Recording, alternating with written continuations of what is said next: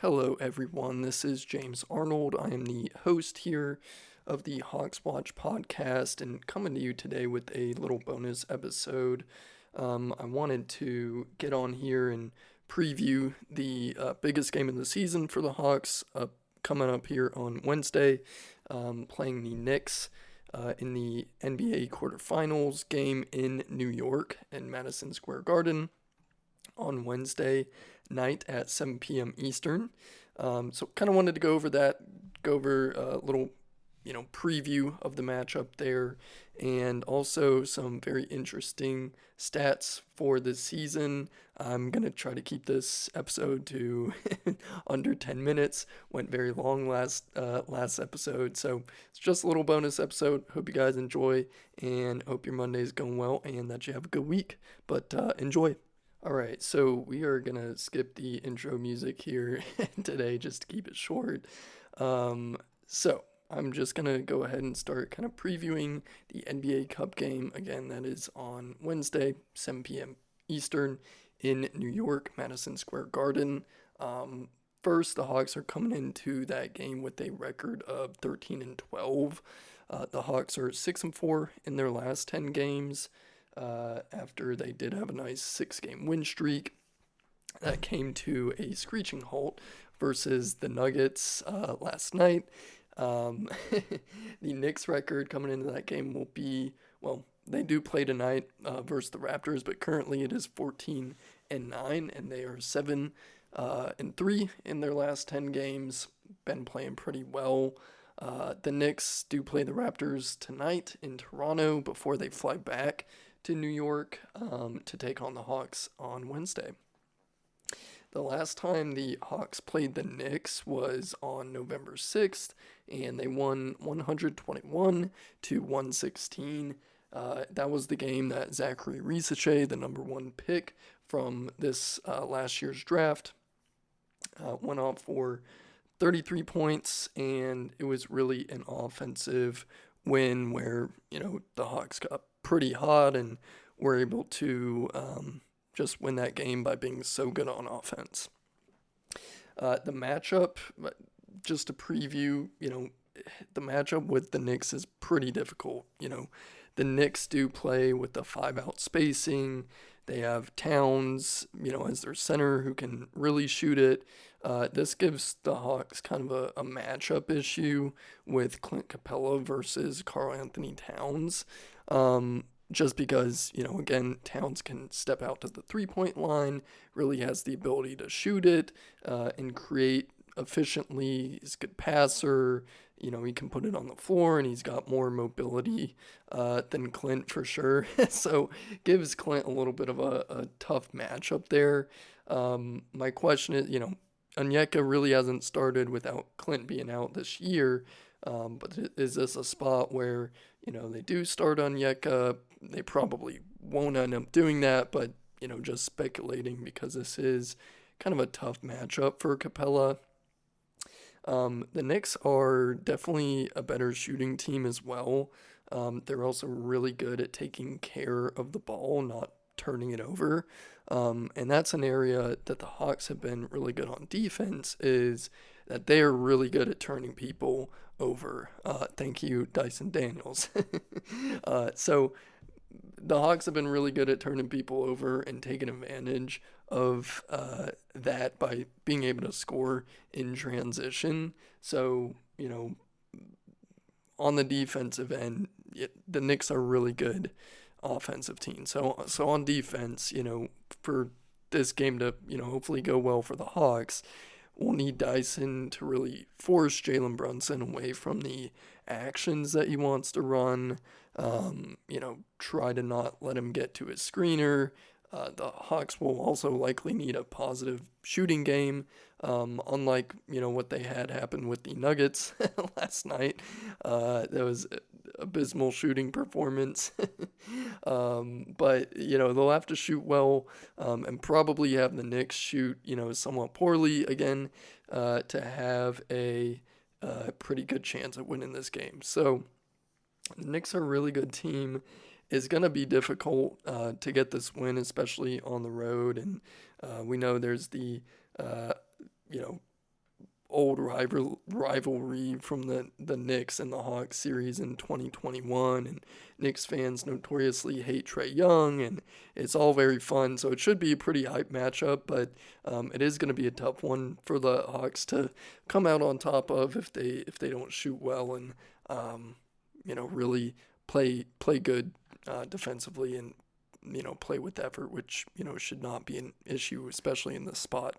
But we will see what happens. Just kind of wanted to give you a little preview of the matchup, and hopefully you enjoyed that.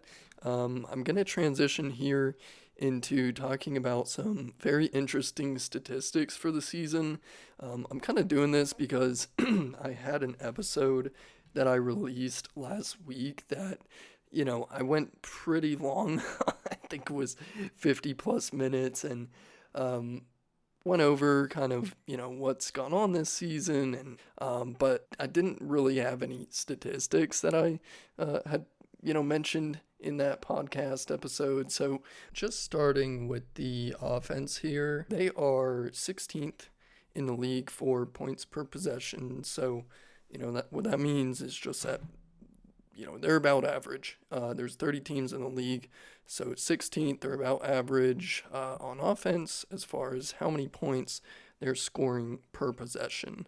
They are 21st in the league in turnover frequency, which means, they turn the ball over more frequently than 21 teams in the NBA. They were 6th in the league in offensive rebound rate and 2nd in the league for points per missed, which, just goes back to the offensive rebound. So they're really good on the glass. A lot of that is Clint Capella, Onyeka Okongwu, and Jalen Johnson. They're just really good at offensive rebounding. And, Clint's been a lot better this year about going up when he can get his little hook shot off and passing it out to, reset the offense instead of just, going up each time. So 2nd in the league for points per miss, which is really good statistic for offensive rebounding and just efficiency off of that. They are 21st in the NBA at 3-point percentage. So, 35% there. I think I had mentioned that last episode. They are 6th, however, in the NBA in percentage from the corner three. So they're 41.8% accuracy there. So that's a good sign. And I also saw their frequency from the corner was a good bit higher than other teams as well.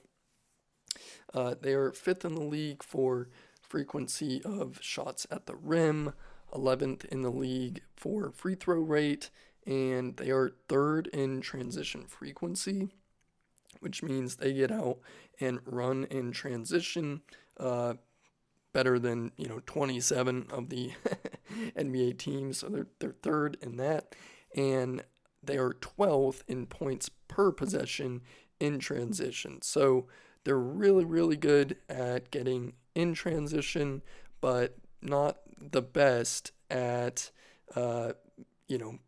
efficiently scoring in transition. So they're 12th in points per possession in transition, and 3rd in transition frequency. So again, they're getting out and running a lot, but they're pretty close to average as far as their efficiency in transition, a little bit better than average at 12th in the NBA. They are 1st in the league for the percentage of plays that is being, on offense in the half court. So, generally you want less half court possessions and more transition possessions because you are generally going to score more points per possession in transition than in the half court. So they're, again, 3rd in transition frequency, and they have the least percentage of their plays being in the half court at about 75% of their plays coming in the half court. Moving on to the defense, 16th in the league for points per possession allowed, so right around where they are on points per possession on offense. They're also allowing about, same points per possession, 16th in the league. They're fourth in the NBA at forcing turnovers. Thank you, Dyson Daniels. They are also first in the league for frequency on steals. Again, thank you, Dyson. They're 29th in the NBA in their opponents' 3-point frequency allowed. So 41.8% of all opponent shots are coming from three. Because, basically what the Hawks are doing with their defense, they're packing the paint and forcing ball handlers out to the perimeter, not really letting them break the paint as much. So they're really focusing on controlling the paint, having a paint presence, and forcing things outside. I do believe they already have, and they're going to, continue to get better at, guarding the 3-point line, but really are establishing interior defense at this point, and, keeping guys on the perimeter. Unfortunately, they're also last in the league for 3-point accuracy allowed at 39.1%. So again, they are, pretty bad on 3-point defense right now. And, with being second to last in the league in 3-point frequency allowed, and then last in the league for their opponent's accuracy from three. That is, a bad recipe to lose a lot of games from negative shooting nights, but we kind of knew this and just wanted to go over those stats. I think they're pretty interesting and kind of tell you a little bit about how this team plays, and you can definitely see it when you watch the games. Tells you about their strengths and weaknesses. So just wanted to go over that, share that with you guys, and hopefully everyone enjoyed this bonus episode. Again, this is James Arnold, host of this Hawks Watch podcast. You can follow me on Twitter at HawksWatch99 and Instagram at HawksWatchPod. But without further ado, I'll let everyone get back to their day. Again, hope you enjoyed, and I'll talk to you on the next one. Take care.